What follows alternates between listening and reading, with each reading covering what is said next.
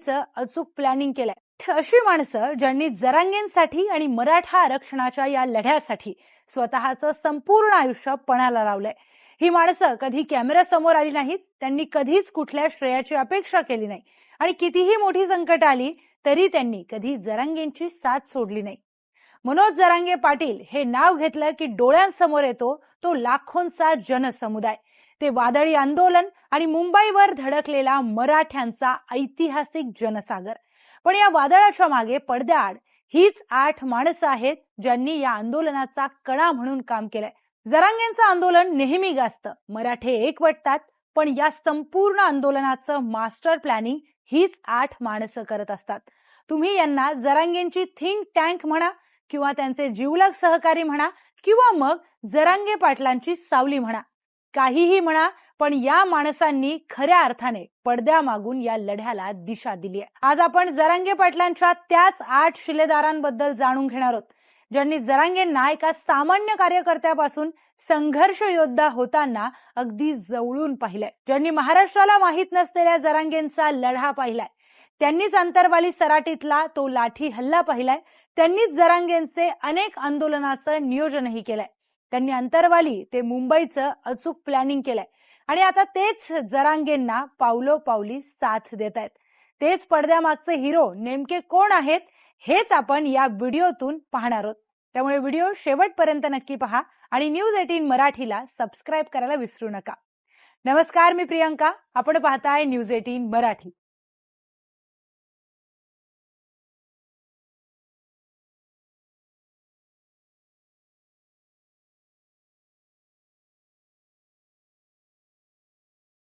जरांगेंच्या कट्टर सहकाऱ्यांमधलं पहिलं नाव श्रीराम कुरणकर यांचं घेतलं जातं।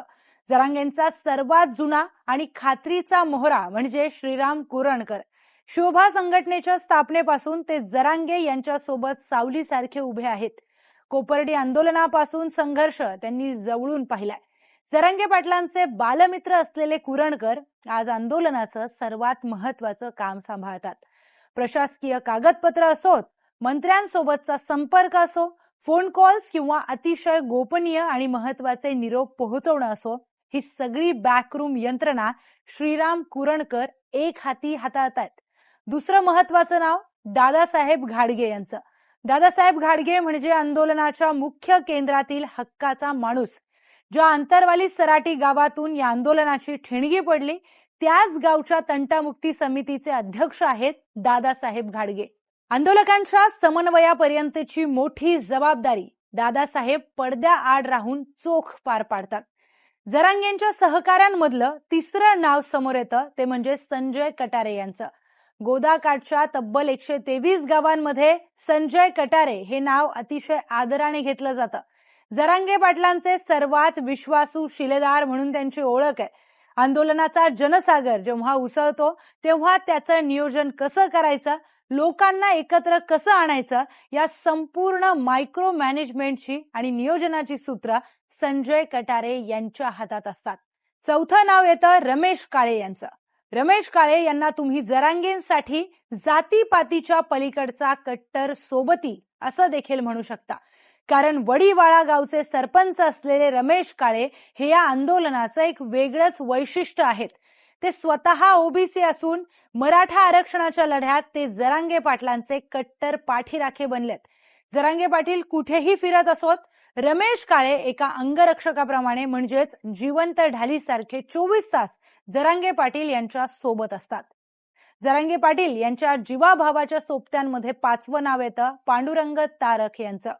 अंतरवाली सराटी गावचे सरपंच पांडुरंग तारक हे जरांगे पाटलांच्या अतिशय निकटच्या गोटातील मानले जातात।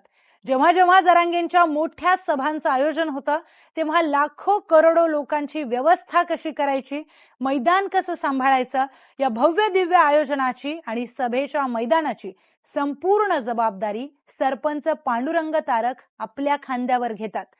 6वं नाव येतं गंगाधर काळकुटे यांचं।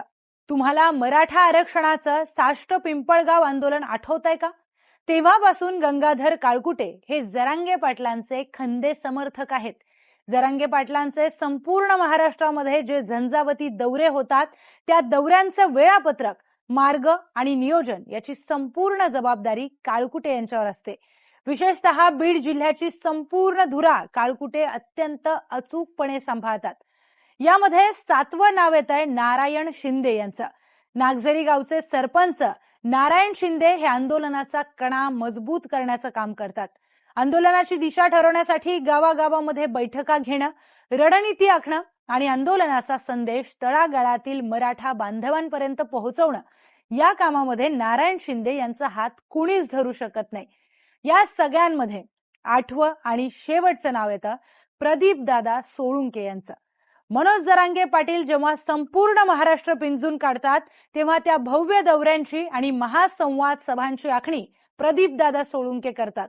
कोणत्या जिल्ह्यात कधी जायचं, सभेचं ठिकाण कोणतं असणार, तिथली व्यवस्था कशी असेल, या सगळ्या राज्य पातळीवरील मेगा प्लॅनिंगचे सूत्रधार म्हणजे प्रदीपदादा सोळुंके. ही 8 लोक जरांगेंचं अचूक नियोजन करतात.